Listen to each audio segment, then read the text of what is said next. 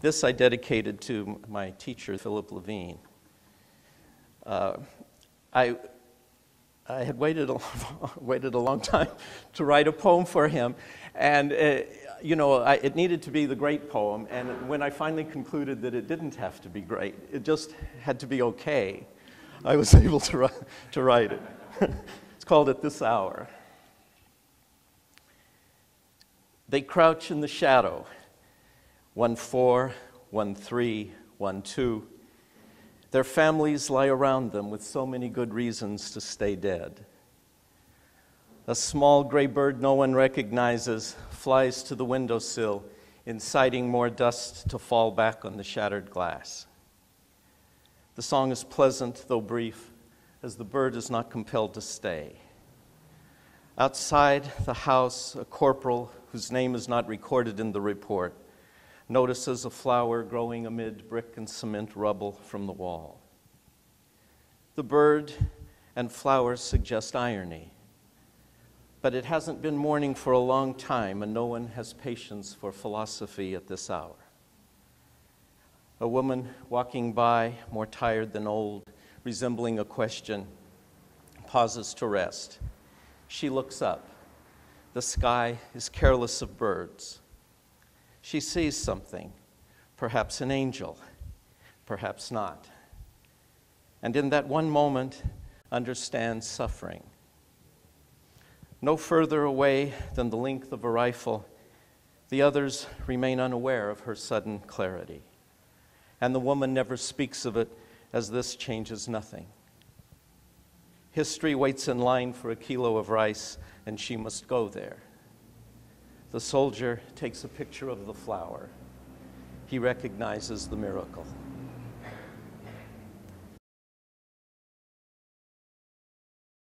He is 41, his mother 28. Already blonder than Denmark, there isn't enough dye in the bottle to turn him into a schoolboy. Sweet prince of the theater before the movies, he has a taste for lace cuffs and intricate embroidery, but dons simple tights in every scene, fittingly black for mourning a father. It's the classic story. The father too occupied with work to notice that his bored wife is occupied by his younger brother. Indifferent to the family business, the overprotected son parties away at college, perennially shy of graduation credits.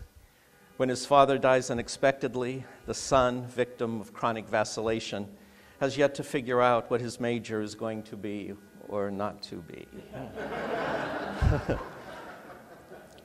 Can't decide how best to get home, missing father's funeral, mother's wedding, and the coveted crown. He's first runner-up. Not the only son to ever face the ghost of a father, he doesn't handle the situation well, wanting nothing more than to curl up on mother's busy bed. Trim enough for the stage, the plot sheds 2 hours to fit into the movies. Rosencrantz and Guildenstern are gone before they can be killed, something everyone regrets.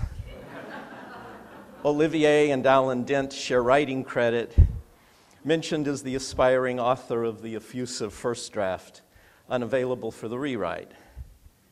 For Sir Larry, who directs himself, it's all black and white, just the simple tragedy of a man who couldn't make up his mind. Snow and the Academy Awards fall on the first day of spring in LA, 1949. Gowns under wraps, actresses, and heels slip through Hollywood's icy streets more easily than usual. The great Ethel B., who has been in all the papers for weeks, touting Brother John's Greater Dane, presents the award for Best Picture, the winner's name trippingly on the tongue. The writing, which some find derivative and cliched, isn't nominated. In London to do a play with wife Vivian, Olivier celebrates with an extra drink after the show, as do the losers. This night, he has a bit of trouble falling asleep, his head reeling in words, sublime, unforgettable words.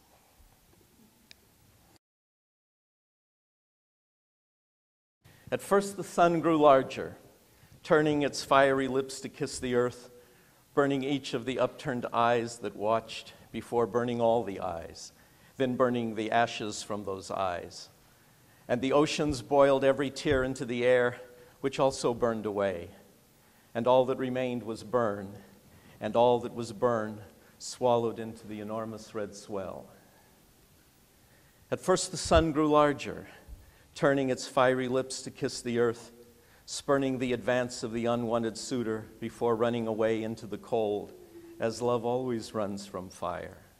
And the oceans froze every tear that fell from the billions of frozen embraces, and all that remained was ice, and all that was ice swallowed into the enormous black hollow. Luckily, you were not there by then. Even the memory of you, long, long gone, before memory itself was gone, and beauty and compassion gone, and love gone, and hate and envy and injustice finally gone. Nor were you there when the sun shrank back from its colossal discharge to sprawl in the smaller white heat of satisfaction, or when many years later it became bored with passion, sleeping singly in the dark, spent of all reason to get up. Nothing stays around another's misery for long, and since all things turned to despair, each thing moved away from the other until everything was alone. The loneliness grew unbearable over time, so each lonely thing broke into pieces of emptiness. Every emptiness filled a place with nothing, as one by one the places also became nothing. Then the last empty place was gone. You were not there for that either. All of which might make my irritation at the waitress who still hasn't brought cream for my coffee seem petty, were it not for the fact the drink is cold now.